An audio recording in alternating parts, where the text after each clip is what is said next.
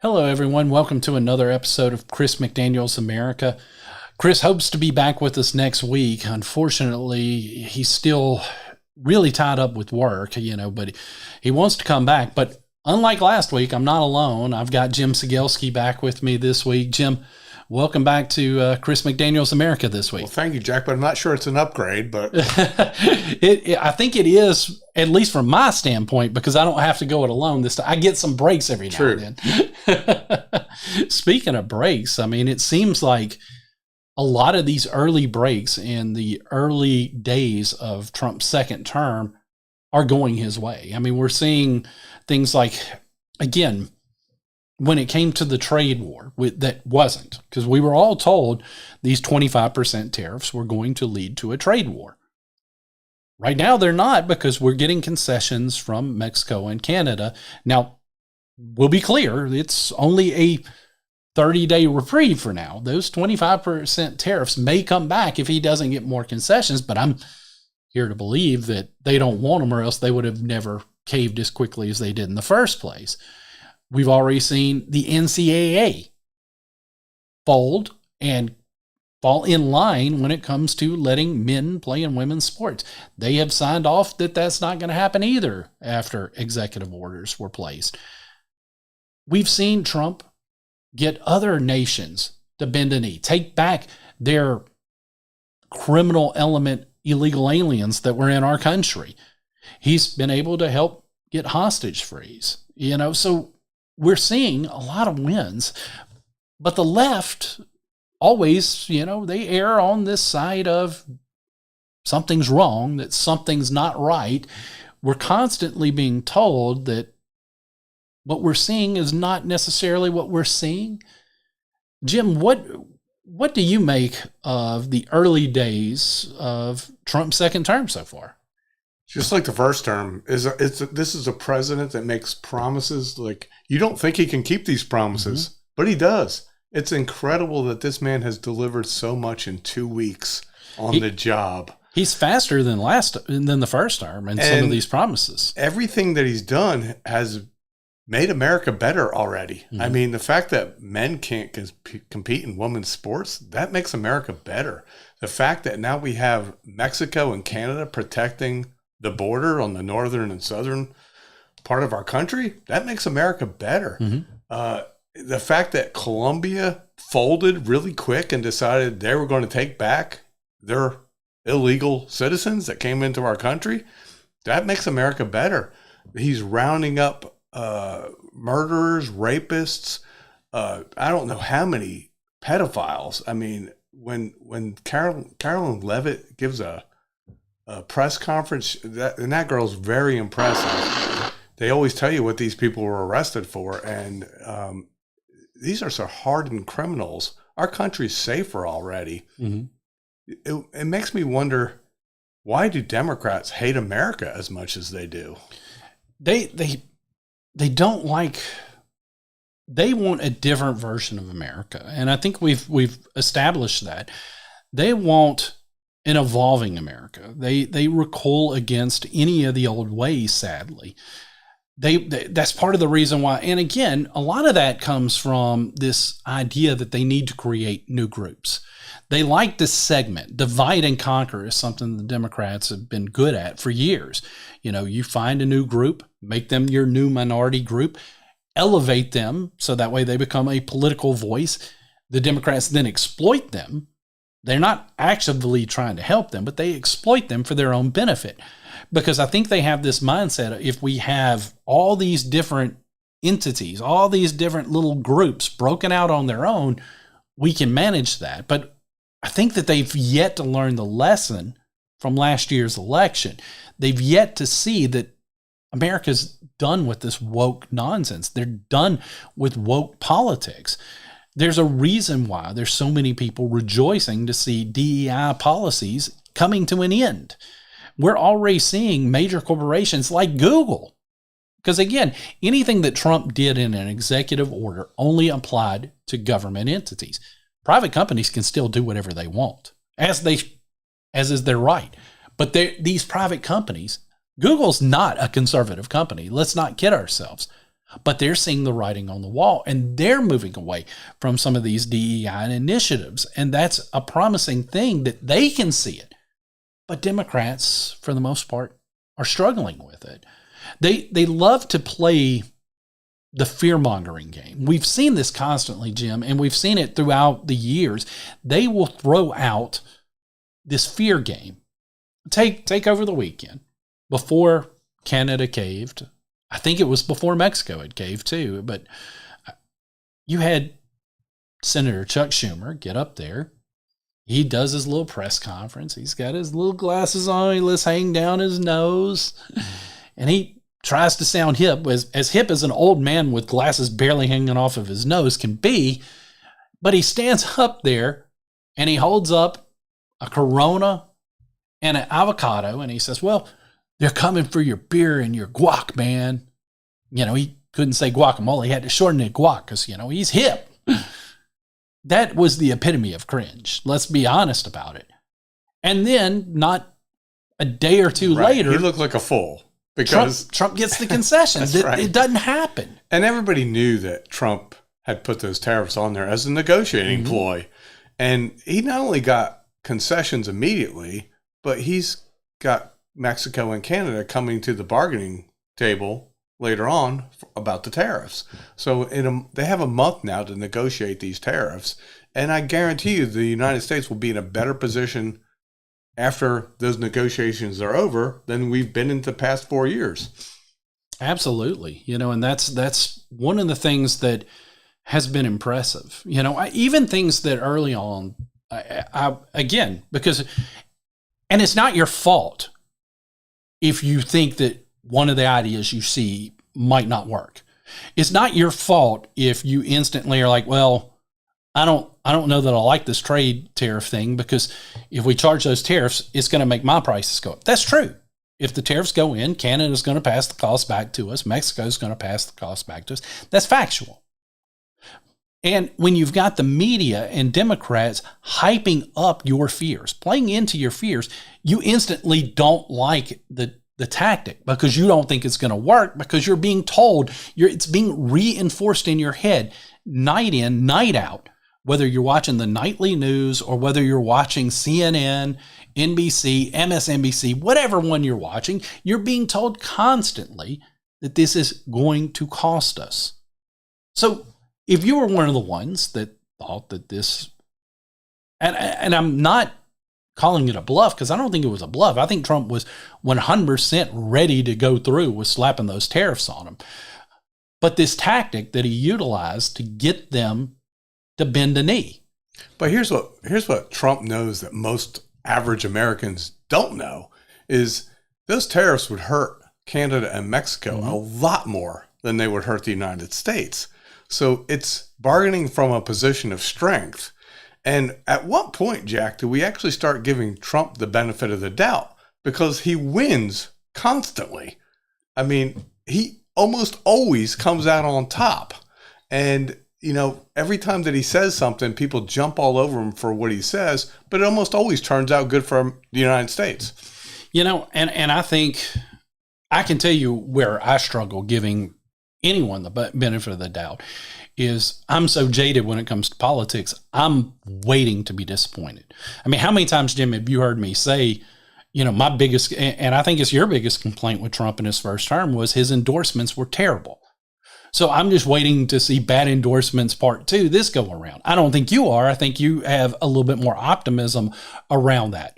So I think because of how many times, you know, I've seen, and again, maybe Trump does deserve the benefit of the doubt from me as well, but I'm just explaining my position of why I'm always a little skeptical and I'll step back and go, hold up. You know, you take his position on in Gaza. I don't necessarily think he truly wants to own Gaza, especially when he tells us and the White House tells us that we'll do it without spending a dime or any U.S. troops on the ground. I think most people that study that know that that's probably not possible. But if it gets Israel and Hamas back at the negotiating table, that's really about Jordan and Egypt. Mm-hmm. He's getting Jordan and Egypt involved in solving a problem that has not been solved in thousands of years. And why people want to continue to do the exact same thing when it hasn't worked for thousands of years is beyond me. And to me, Trump is right on this. Something has to be done differently, or that Palestinian situation is never going to be solved. Why do we want to rebuild Palestine, the Gaza, and do it in the same exact way? Because in a year or two, there's going to be another war between Israel and the Palestinians or Hamas. And so why not try something different? And that's why Trump has a brilliance to it. He brings a different perspective that is outside of Washington, D.C. politics. And he's right 100% of the time. I can't name one time he hasn't been right. It's an interesting dynamic because, again, you're so used to politicians letting you down that you feel like you have to. You almost have to not give them benefit of the doubt. Except he's not a politician. And that's part of where I think the problem comes, especially, again, talking about myself, where those of us who've been jaded for so long, that's where our mind goes. There's a reason why I don't fault anyone who doesn't, or folks that hear something like, we're going to take ownership of Gaza, and they instantly are like, that's crazy talk. I get where they're coming from, but at the same time, we're already seeing some of the fear mongering being put to sleep. We're already seeing a lot of this because, again, we're seeing some of these wins that we were told were impossible. Yep. We were told that his cabinet appointees weren't going to get appointed. We were told that these folks had no shot, and yet we're seeing them go through, and it looks like if he doesn't get all, he's going to get the majority of his cabinet picks pushed through. And that's impressive because, again, it's sad. And I've talked about this. I talked about this on the last show. Chris has talked about this. Those hearings are a sham. We know that going in. None of those senators are going to change their mind based on anything anybody's saying. Oh, they're not even asking questions, Jack. No. They're up there giving long soliloquies about, their own personal beliefs and why this person's bad or why Trump is bad. But they're not asking questions. They don't really care what the answers are. So you're right. It's a sham. But fortunately, Republicans so far seem to be sticking together for the most part. And the only Democrat with even a little bit of self-decency on the Senate side seems to be John Fetterman, of all people. It's crazy because that's the one that I thought was always going to be a lunatic for them, and he's not. He's got the most common sense, and everything that's happened so far in the Trump administration has been about common sense. It's a happy win in that regard, that he's now. Do I trust him to make a conservative vote? No. I mean, no, he's still a Democrat for a reason. Yeah, but there's a difference between being an old school Democrat, a Bill Clinton Democrat, and today's Democrat. Yeah. And John Fetterman at least seems to have a little bit of old school Democrat in him, and I can respect that. I mean, I at one point in my life, before I could vote, my family were Democrats, and and I'd probably consider myself a Democrat when I was 16, 17. Fortunately, Ronald Reagan came around, thank God. So I learned. I'm pretty sure, and I would have to ask, but I'm pretty sure my grandfather, my dad's father, he was a tax assessor, I think was the office he held in Scott County, Mississippi. I'm pretty sure he was a Democrat because back in those days, everybody was a Democrat. Well, back in those days, it was different. Democrats loved America. You might have disagreed with him, but even Jimmy Carter, you knew he loved the country. He wasn't anti-American. Yeah. Nowadays, I don't think you can say that about a lot of Democrats. I think they actually hate the country that they're living in. They certainly hate patriotic people. They can't stand people that actually do love the country. It's crazy that we've gotten to this point. And again, I don't, and you know this, Jim, and I don't think you do either. I don't fall into red team, blue team anymore because I don't trust the Republicans either, and with good reason. If you look right here in our home state, we're watching Republicans in our home state trying to put forth a bill that's going to protect billionaire pesticide companies and give the shaft to poor working farmers. We see example after example of why republicanism doesn't mean right. And I think that's where some people also get lost because they don't understand that, yes, there can be a difference between being a Republican and being a conservative. There can be a difference between that side of the equation. Because, now don't get me wrong, Republican probably, most definitely, is closer to our way of thinking than the Democrats are. But there are a lot of bad Republicans that we need to vote out of office. There are a lot of bad Republicans that time and time again go there and disappoint us. And how many times, Jim, have we heard somebody tell us, we've gotten past the primary, the bad Republican won. How many times have you been told, well, you're just going to have to vote for him because we can't afford to have a Democrat? When the reality is the person that you're being asked to vote for with the R by their name is just as bad as the Democrat. In the case of Mississippi, there's a lot of Republicans that actually are Democrats. Yes. So you actually are voting for a Democrat. And that is a shame. And I agree with you, Jack. I think the difference between what's going on nationally right now is the fact that we actually have two people that were Democrats running this country. Mm-hmm. I mean, President Trump was a Democrat at one point. Yeah. Elon Musk was a Democrat. Mm-hmm. They're the two most important people in this country right now.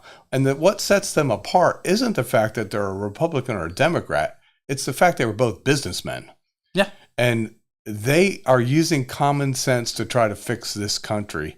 And I'll tell you what, they're both American heroes. Trump should go down in history as one of the greatest presidents ever. And Elon Musk should go down as one of the greatest Americans ever. Because if it wasn't for that man saving free speech, and now what he's doing with DOGE is unbelievable. And they should build statues of these people. They should be on the side of mountains.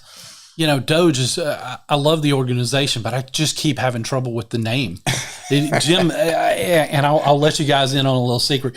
Jim, the whole setup before the show was trying to help me say DOGE right. And that's why I'm glad he said it first, because that might help me when we get into that topic here, probably after the break. But I just want to, again, this whole idea, and one of the things that I'm still concerned about, Jim, and this isn't a concern with Trump. This is a concern with the Republicans. This goes back to the point I was making a second ago about we can't just adopt republicanism is the best thing ever because we've seen Republicans stab us in the back time and time again. We can accept that there are good Republicans up there.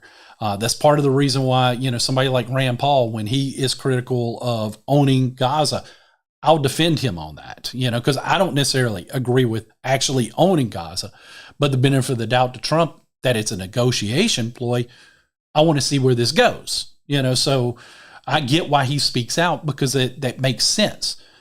He's one of the good Republicans. There are other good Republicans, Mike Lee in Utah. I think Ted Cruz most of the time. I think that there are some, but they're outnumbered, sadly, by the Mitch McConnell cronies of the world. And that's the problem I have, and the fear I have is that at some point, right now, Republicans are working with Trump. They're working to drive his agenda. Because Trump's popular. And I get that. Yeah. They wouldn't do it. They didn't do it the first term. Yeah. They're doing it because of self-preservation is why they're doing it. Because they know Trump is so popular right now. If they don't support him, they'll get voted out of office. And I get that. And I don't trust most Republicans either. I don't trust any politicians, to be honest with you. So I get what you're saying. Yeah. But at this point in history, Trump is so popular. He's doing such a good job for the American people, and he is. All you have to do is look at the record. This guy is trying to actually do what he couldn't do in the first term. He came in, he wanted to drain the swamp. Mm-hmm. He couldn't do it in the first term. Yeah. He didn't know what administration he could appoint. The best thing that ever happened to this country, Jack, was him losing in 2020, even though the election was stolen from him, because he learned so much about this country. The lawfare that was used against him, it made him stronger. He's appointed the right people to his administration. And now, if you look at what's really going on with DOGE, And with the administration in general, with Pam Bondi, with Pete Hegseth, hopefully with Kash Patel when he gets in there, they are literally actually draining the swamp. They're letting American people see about all the corruption that was really there. It is going to blow our minds. They just have started showing us just a little bit behind the curtain.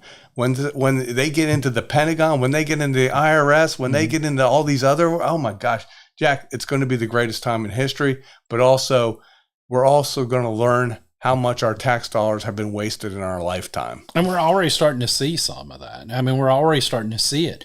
I think, again, and this is where my concern for the bad egg Republicans is going to come in, is what happens when they're, let's take somebody who was just reelected, a senator, not a congressman, because a congressman once every 2 years, senator serves 6 years. They're safe. They don't necessarily have to worry about Trump because they can just do right for the last 2 years. And we've seen time and time again where our electorate doesn't look at the body of their votes. They will ignore the bad votes for 4 years and pay attention to what they did in those election years, because that seems to be all anybody pays attention to. My hope is that that's not the case. Early on in Trump's tenure, we're seeing the Republicans pushing through his agenda, as you, I think, accurately pointed out, because of his popularity. What happens if there's a dip, or what happens when Trump really pushes something? Maybe it's something that actually exposes them that they don't want out. What happens in that case? I don't have any doubt that that's going to happen, because with him exposing everything behind the curtains here, Republicans are definitely going to get caught up. You can't tell me that Mitch McConnell isn't involved in corrupt activities. There's no reason why this man's worth millions of dollars. Every single one of these politicians that is worth millions of dollars when they came into office as a career politician, there's no other answer except they were corrupt and they were taking our taxpayer dollars for themselves. So it's going to happen, and I agree with you. But I think you would agree with me. Before this administration started, John Thune, you would have assumed, was an establishment politician. I said it on this very show. John Thune has fallen in line. He's become a stellar Trump supporter right now, and I don't have any problem with John Thune right now. Mike Johnson kind of seemed like an establishment politician for the longest time.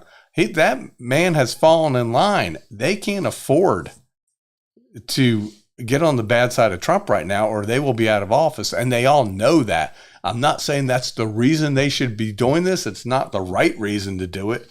But right now, Trump is so powerful. He's got all these people falling in line. Well, right reason, wrong reason. If it works and we get real cuts to our national deficit, we get real cuts to our spending, which we hadn't seen yet, but maybe it's coming. And that's what I'm craving, because I understand the greatest threat to our country right now. It's not the liberals. It's not the Democrats. The greatest threat to our country is our national deficit. And if we don't get a hold of it, and it may already be too late, just being honest, because of how far in the hole we are.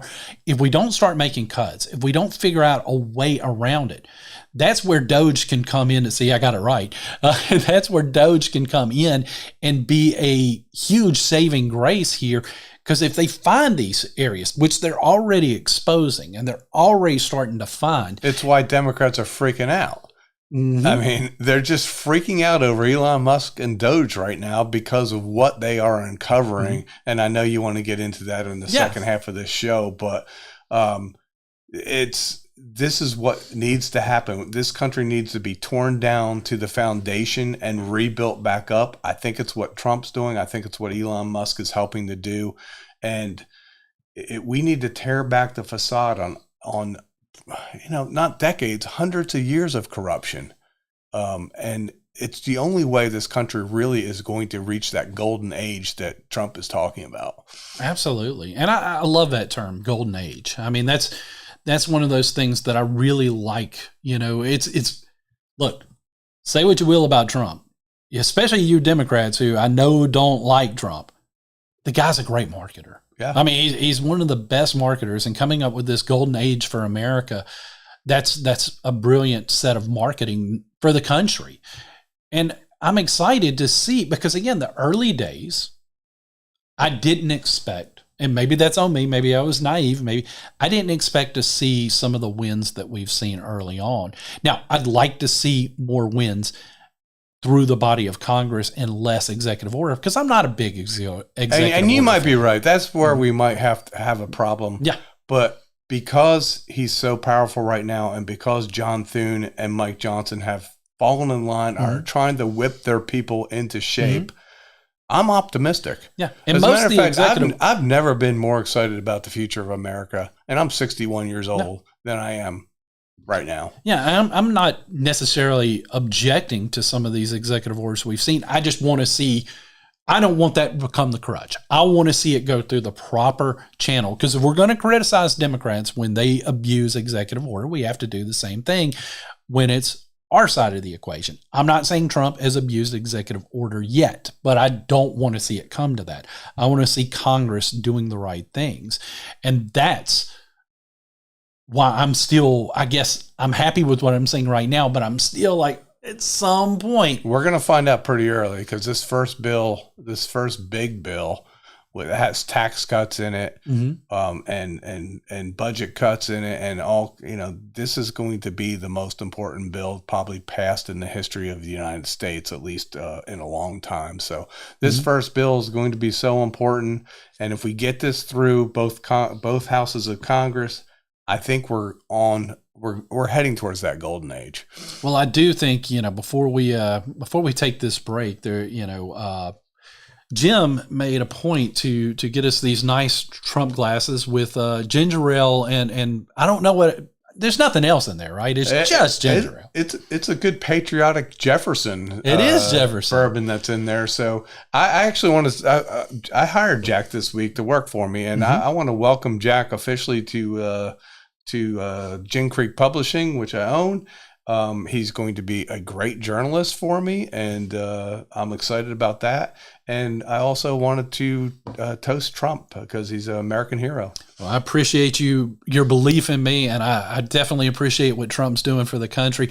Chris, we hate you're not here, because you don't, but we're going to have fun without you. Let's get our sponsors on board real quick.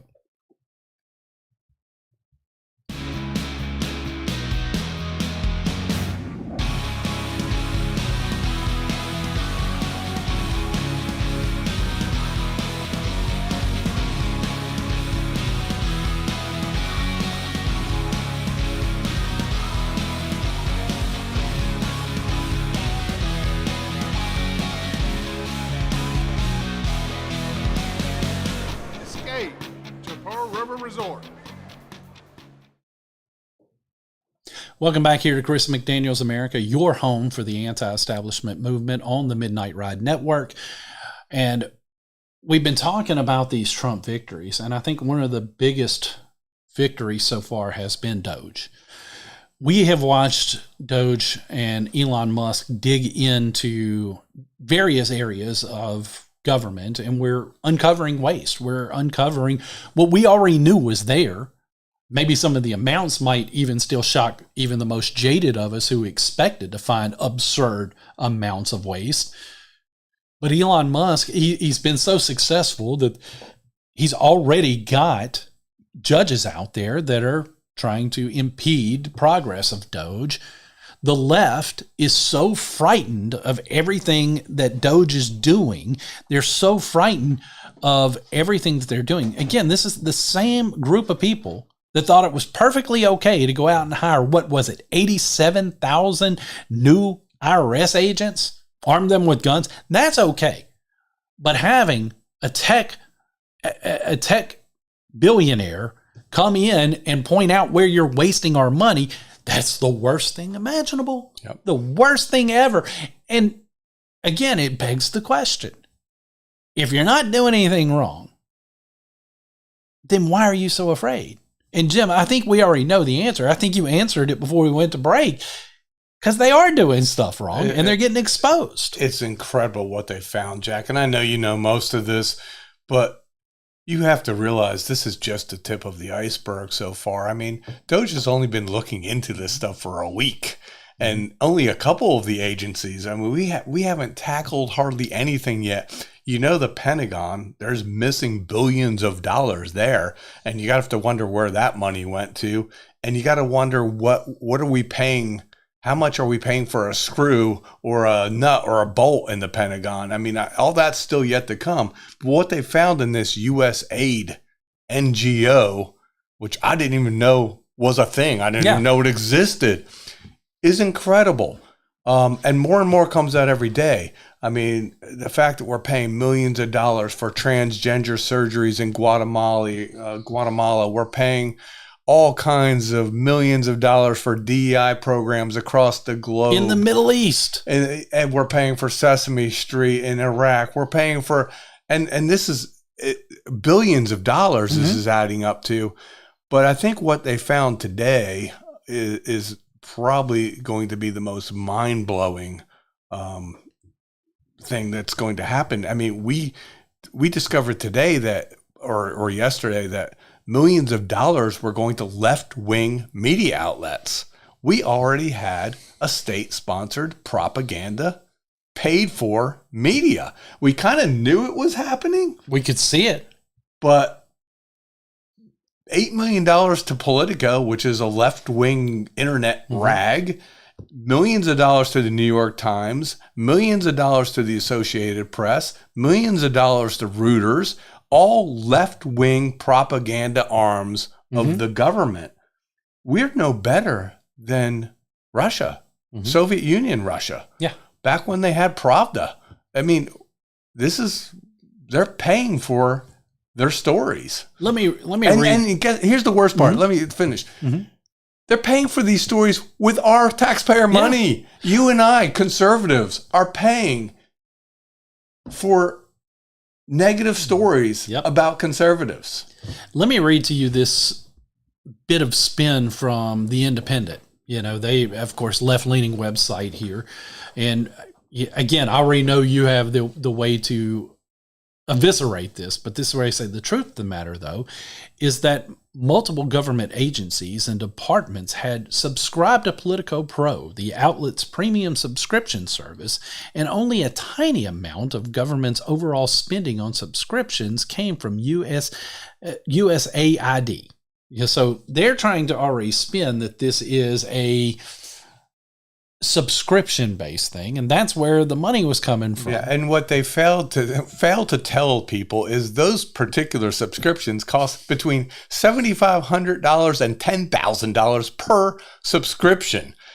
And however they want to spin it, this year alone, the government spent $8 million with a liberal rag that was basically given the task of promoting their propaganda. And I don't care how another liberal rag spins that. That's what happened here. Yeah. And we all know it. It was, and I think what's going to come out, and I think it's already started to come out, is this U.S. aid actually funded the impeachment of Donald Trump in the first term. So, you know what, Jack? It's going to happen. It's going to come out that they funded the assassination attempts. It's going to happen. It's not there yet. I'm predicting it on this show. You're going to find out our own government was behind the assassination attempts of Donald Trump. Let me be clear. Jim's not pushing a conspiracy theory. He's making a prediction. This is not, hey, we couldn't. That's his prediction. And that's, you know, we've seen scary things that our government has done in the past. It's not shocking to believe that that would be something they'd be possible of. Now, if they were, again, it was another example of government incompetence, because all it did was make the person that they were going after stronger and ensured his reelection. Again, I don't think, and I think it was proven that after that happened, Joe Biden knew Joe Biden didn't know where he was, but the people around Joe Biden knew he couldn't win. So they switched to Kamala Harris because they were hopeful that maybe they could get a breath of fresh air. Unfortunately, they picked probably one of the dumbest people in Washington. I'm sorry if that sounds mean to people, but, you know, I'm a little bit meaner than Chris. And I'm not afraid to say that she was dumb, or at least I don't think Kamala Harris is a dumb person. I'll be clear on that. She comes across as dumb. She can't speak very well, which is amazing considering the fact she was a prosecutor at one point in her career. And trust me, if you didn't know it, just go watch any of her multiple interviews as she was running for president, because she made sure to tell you. But it was odd seeing just how poorly prepared she was, especially considering she had spent the last 4 years as vice president. You would think she would have been better prepared to step up to the national stage, and she wasn't. I mean, we've already now found out, because again, I haven't gone through the transcripts yet. I don't know if you have, but the transcripts from her atrocious 60-minute interview, which when it went on was edited, that's been released now. So we're already starting to see that, yes, CBS did help cover for her. No matter how much they and other left-leaning news outlets are trying to spin it, they did cover for her. And that's a fact. That's something we have seen time and time again, is they covered for her. They hid Joe Biden's mental state. You can't tell me that the people in the media, the people in the press corps, didn't see with their own eyes the stuff that started to become very apparent to us in his last year. Well, even before his last year, but even more so when he was put on a stage standing opposite of Donald Trump for a debate.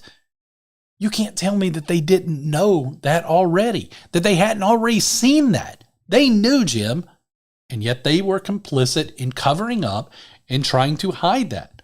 And this whole fear-mongering, that's always been the entire campaign against Donald Trump. The entire campaign against Donald Trump has always been, oh, he's a fascist. Oh, he's going to destroy the Constitution. Oh, he's going to do this. He's going to do that. That's always been their buzzwords. But the reality of the people we've seen that have done the most damage throughout the years to the Constitution have been the Democrats. Yeah, fascists are people that have state-sponsored media and pay for it. Yep. Those are fascists.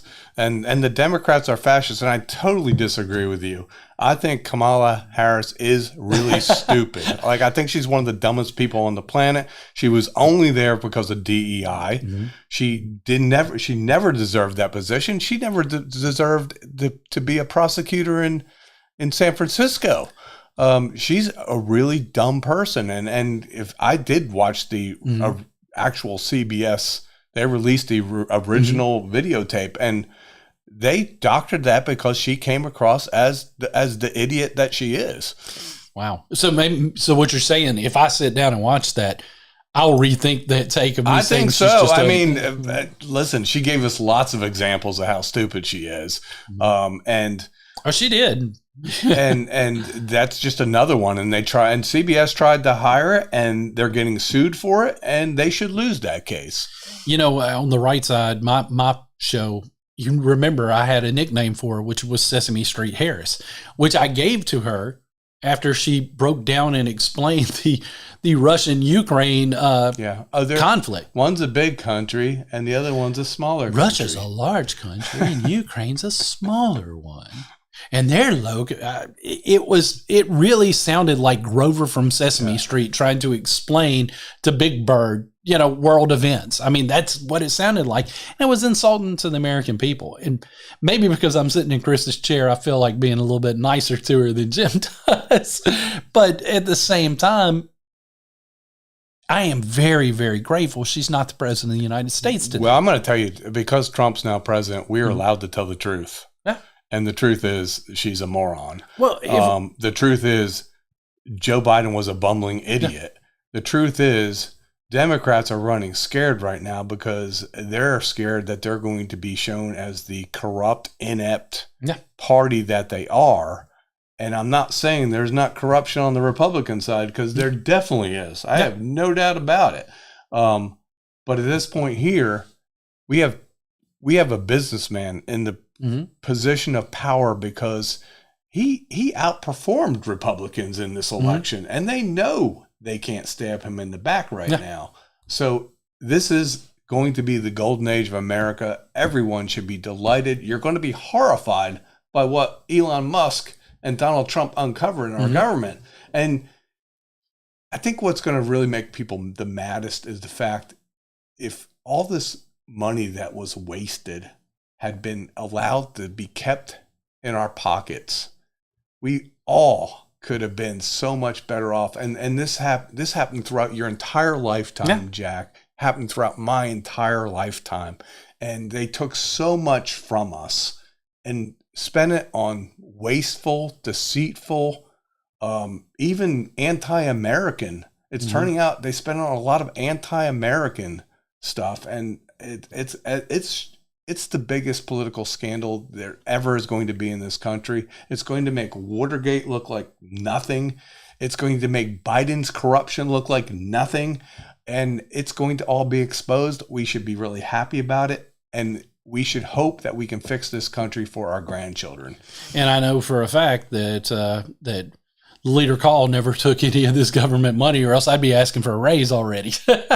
No, I mean, we wouldn't be allowed to have it because we're a conservative news outlet. So, certainly we weren't going to get paid for it.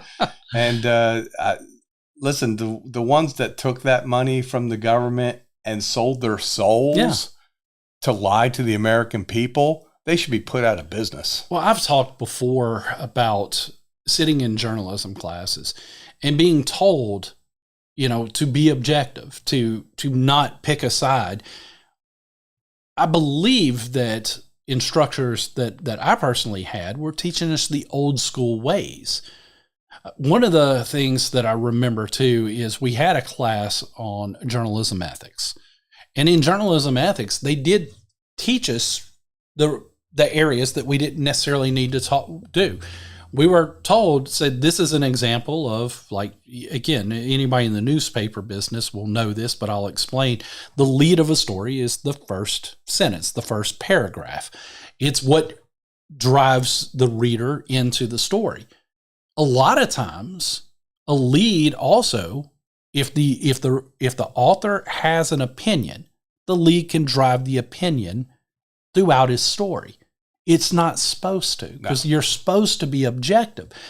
And the fact, and again, I don't fault professors for showing us examples of the wrong way because they weren't showing it to the class so that we could then utilize those.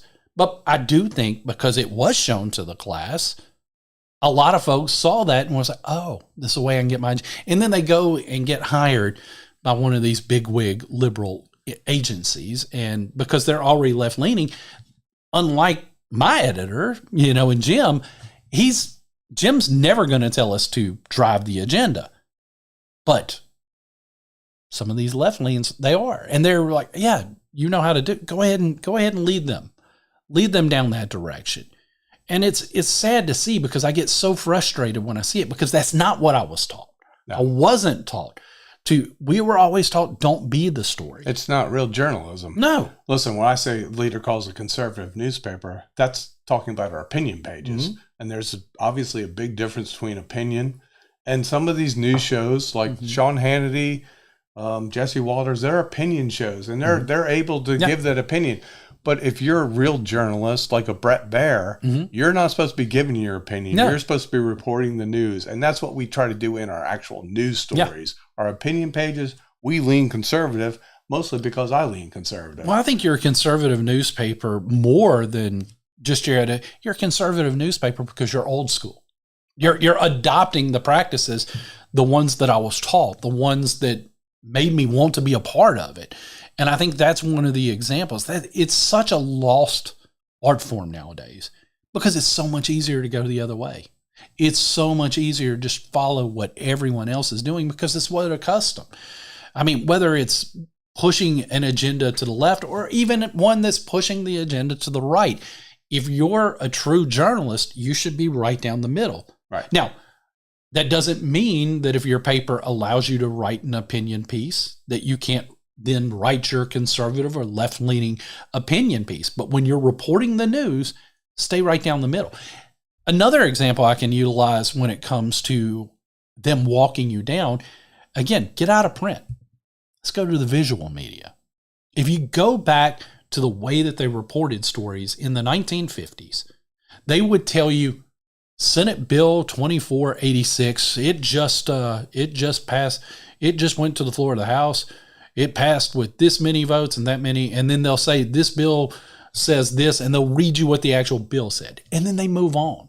Now, when you watch news on television, especially CNN, even Fox News, they're going to, and I'm not talking about the opinion people. I'm talking about the folks who are supposed to be the on-air news anchors. They're going to give you their opinion.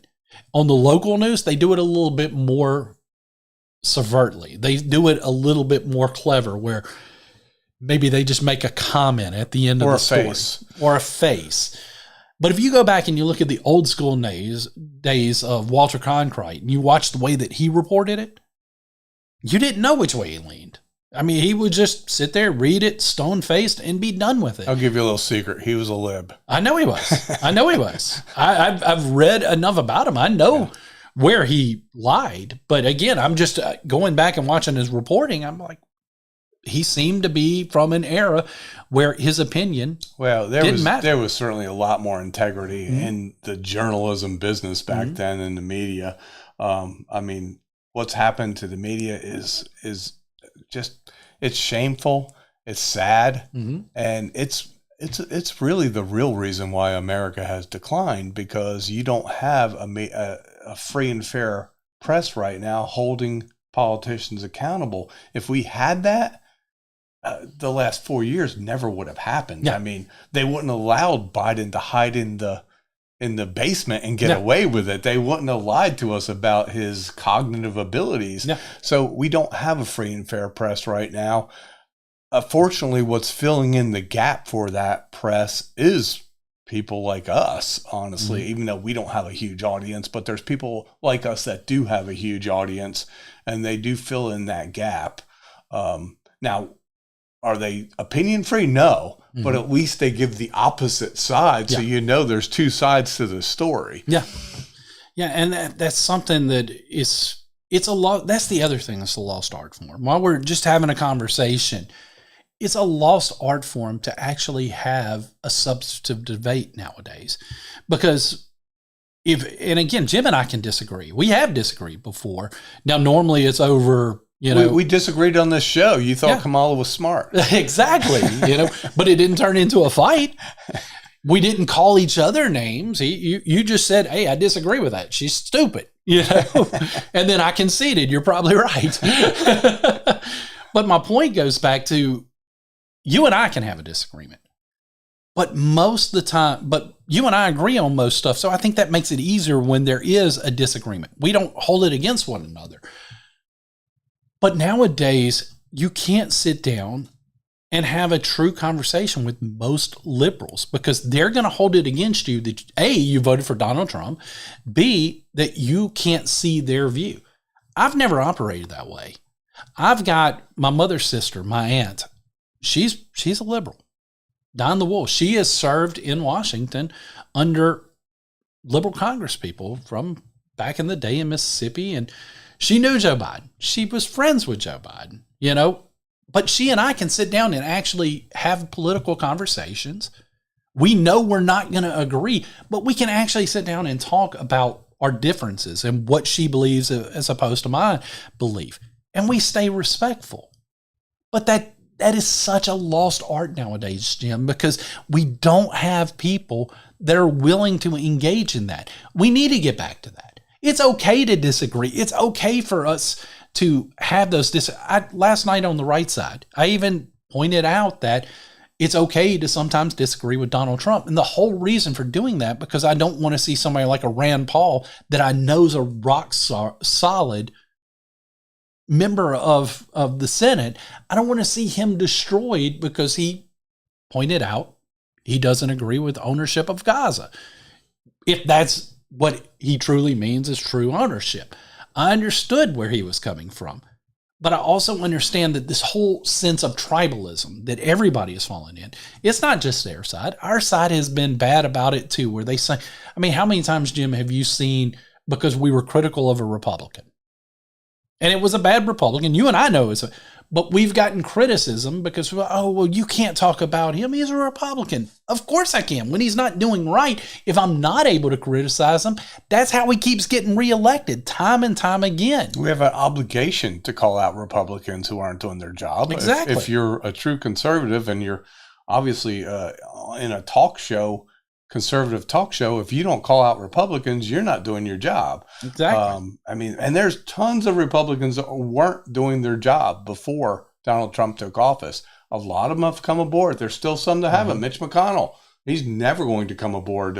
Susan Collins and Lisa Murkowski in the Senate. And that's just the Senate. We don't know about the House yet because they haven't had a vote, but the Senate has. And here in Mississippi locally, we know most of the Republicans aren't really conservative, and we know that for a fact. Well, I mean, you can point out bill after bill. I mean, and the biggest problem, and again, for our national listeners, bear with us for a second, but we're gonna vent about our state government. Biggest problem in our state, and we've said it, Chris has said it, it's our Lieutenant Governor, Delbert Hosemann.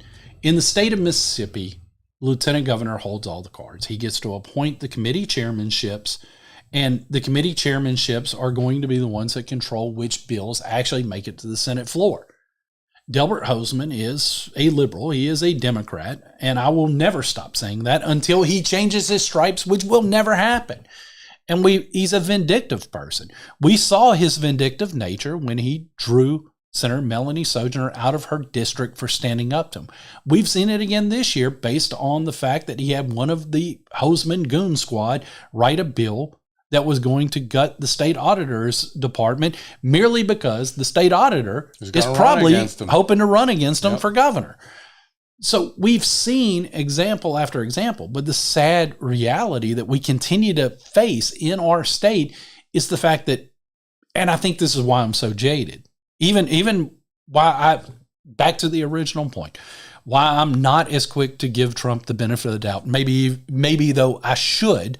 I think Trump has a track record, and you should give him the benefit of the doubt. At this point here, if there's anybody who deserves the benefit of the doubt, it's somebody who keeps their promises. And I can't disagree with a lot of that. But again, my jaded nature comes back into play so many times. I just keep expecting to be disappointed. And that's not a problem with Trump. That's a problem with our system in general, because we've seen disappointment after disappointment. Time and time again, we are constantly just disappointed with everything that continues to happen, whether it's on a state level or a national level or even a city. It doesn't matter. We see disappointment time and time again.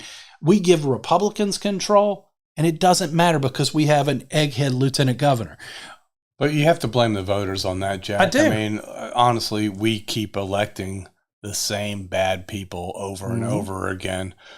Trump is an anomaly. I agree with you. He's not a typical politician, and he somehow just kind of captured the imagination of the nation and brought people into the fold that normally don't even vote. And unfortunately, they're probably not going to go vote in 2 years.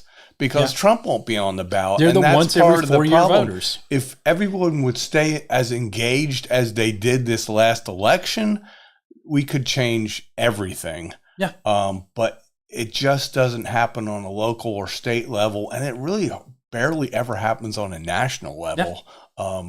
But this is a phenomenon that is once in a lifetime. What Trump's doing is once in a lifetime. Maybe once in the lifetime of our nation. Yeah. It's shocking, to see the way that our electorate is. I mean, and it shouldn't be, because those of us that have been watching for a long time, we almost expect, as I've labeled them numerous times, the once every 4 year voters. And it's, yes, Trump drove people to the polls, but it's always been, we only pay attention to presidential elections, whether before Trump, and it will be that way after Trump. That has to change, because we have to get back to a time where people are showing up to the polls. I just really long for a day where we don't see stories of an 82-year-old Mitch McConnell falling twice at the Capitol and having to be wheeled out. I don't like Mitch McConnell, but thoughts and prayers. I'm not wishing for him to fall and get injured. Oh, he should be retired already. He shouldn't be there. The people of Kentucky should be ashamed of themselves for continuing to vote for a Mitch McConnell. How do you give us Mitch McConnell and Rand Paul from the same state? Yeah, it's crazy. I don't understand that. And I wanted to, in our paper, we have a thumbs down and a thumbs up. I wanted to give a thumbs up to the people of Kentucky for Rand Paul and then turn around and give them a thumbs down on the same issue for voting in Mitch McConnell. And I still want to do that. I think we should. I think that's hey, look, as part of the team now, I vote for that one. Okay. You can make that happen, actually. But anyway, I do think we're living in a historic time. Trump is right about this being the golden age of America, and it's strictly because of Donald Trump and the people he's appointed to these different positions of power. And again, I'm going to go back to the fact that thank God Trump had that election stolen from him in 2020, because if he had just been elected in 2020, he wouldn't have learned what he learned. He wouldn't have come in and replaced all of the establishment folks that he appointed to administration positions. He actually probably had, in the last 4 years, had been working on the perfect team to replace some of those people that he put in, like Bill Barr and people that, and Mike Pence and some of these people that really were establishment people. And this is the time that we can change America, and we need to make the most of it. And I that's where, and I think that's where I enjoy the times that you and I get to do this show, because you have a sense of optimism that I think I've lost, and that's why I openly talk about it. If you hear me more jaded, it's not because I don't like Trump. It's not because I don't believe in Trump. It's because I've been burned so many times. And he's not your typical conservative. No. And I know you and Chris are both very straight line conservatives. You guys believe in, matter of fact, Chris is the biggest conservative I've ever met. And I supported him because of that. But here's the similarity between Trump and Chris. If the people of Mississippi had been smart enough to vote Chris in as our lieutenant governor, he could have made the same difference in Mississippi that Trump is making nationally. And we lost an opportunity there. It kills me. I know it kills you. But I do think we can make that kind of difference nationally. We have a lot of work to do in the state of Mississippi. Oh, yeah. And that's where I'm optimistic that maybe, because Trump doesn't have another term held over his head, that this time the establishment won't be able to force his hand into these bad endorsements. That, if we have establishment politician running, whether it's a Delbert Hosemann or who, I don't even call Hosemann an establishment Republican. I call him a Democrat. So I mean, you and I are definitely in agreement there. But again, maybe some of those handcuffs come off. I think where my biggest concern, and I think you probably share this concern, is some of these bad actor Republicans that are wrapping themselves up in Trump, and then when Trump's gone, they just go back to who they were. And that concerns me. It concerns me too. I'm optimistic in the fact that I think America will be so different after this 4-year term, and I have a lot of faith in J.D. Vance. I think he's going to be a good vice president. I think he will make a great president. But I think America will be so different after these four years, because our eyes are going to be opened to things we can't even imagine right now. So I'm optimistic. I'm going to stay optimistic. Before we wrap up, do you expect anything real significant to come out of the JFK files that have been released? Because my understanding is why he's released them, we may still not get to see everything, because it's still, I think the executive order left some of it to government discretion. No, I actually am not optimistic we get anything substantial. I think we'll probably find that he slept with a lot of women. And I think we all know that. Yeah, we already kind of guessed that. I'm not optimistic about that. I was just curious, because I wanted it's irrelevant to any of the major issues of today, but it's fascinating because it is. Trump is doing things that other presidents have been fearful. I'll say one thing. I don't know why this stuff has been hidden from the American public. Why do our officials think they're more important than we, the people, who actually are supposed to be running this country, who actually are supposed to be in charge of the country? And I don't understand why all this stuff's being hidden from us. But I think that's the beauty of the Trump presidency. Everything's getting exposed. Well, that's a good point, and this will be where we close up shop. But I think that's part of the reason why so many conspiracy theories carry so much water with people is because we know there's stuff hitting from us. We know and it may be minuscule. It may not be that there was a conspiracy to kill JFK. It may not be that Area 51 actually had aliens.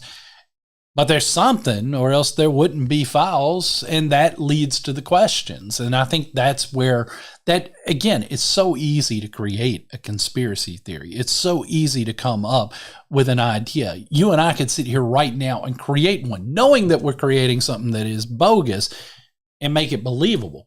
But it's added a little bit more credence when you look and you say, well, they do have closed files on that. And that, I think, is where, if Trump opens up some of the transparency and we can see a little bit more, maybe some of that can go away, or maybe we'll wake up one day and find out, wow, they were right and we were wrong to call them crazy people. Who knows? But anyway, folks, we hope to have Chris McDaniel back with us next week.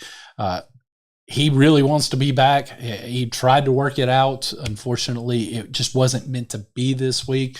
Jim, again, thank you for filling in with us. I know Thursdays are a little bit more difficult for you, so I appreciate you stepping in today. As always, it's been a fun discussion with you, Jim. Well, thank you, Jack. Well, guys, this has been Chris McDaniel's America here on the Midnight Ride Network, your home for the anti-establishment movement. Looks like you've been sleeping well. Megan, he's back. The MyPillow guy. And you're looking good. Still feeling good. Well, just when you thought it couldn't get any better, we've got the best pillow ever, MyPillow 2.0. Wow, it's so soft and smooth. It's cool to the touch. How did you do that? Well, we took MyPillow's patented fill and combined it with this new technology that we didn't have back then when I invented MyPillow to bring you the best pillow in history, MyPillow 2.0. Just like all of you, I never imagined that MyPillow could get any better. That's why I haven't changed it in nearly 20 years. Then I heard about a revolutionary new technology, and I knew I had to bring it to you all. MyPillow 2.0 is truly the next generation of MyPillow. The MyPillow 2.0 is cooler and softer than the last MyPillow. It is so comfortable to sleep on at night. I look forward to going to bed, and I wake up well rested in the morning. Sleep is all about temperature and height. MyPillow 2.0's patented adjustable fill is going to give you the exact individual support you need from your head to your bed. And now here's where it gets even better. We've all experienced those temperature-related sleep interruptions where you get too hot, you toss and turn, you flip your pillow over to the cool side. Well, all that's gone with my brand new MyPillow 2.0 cooling fabric that's made with temperature-regulating thread. The best sleep just got even better. Whether you have a MyPillow or not, you need to get the brand new MyPillow 2.0. Call or go to MyPillow.com now. Use your promo code, and for a limited time when you buy one, you'll get a second one absolutely free. You're sleeping even better. And cooler, too. And you're looking good. Feeling good. I knew you would. Visit MyPillow.com.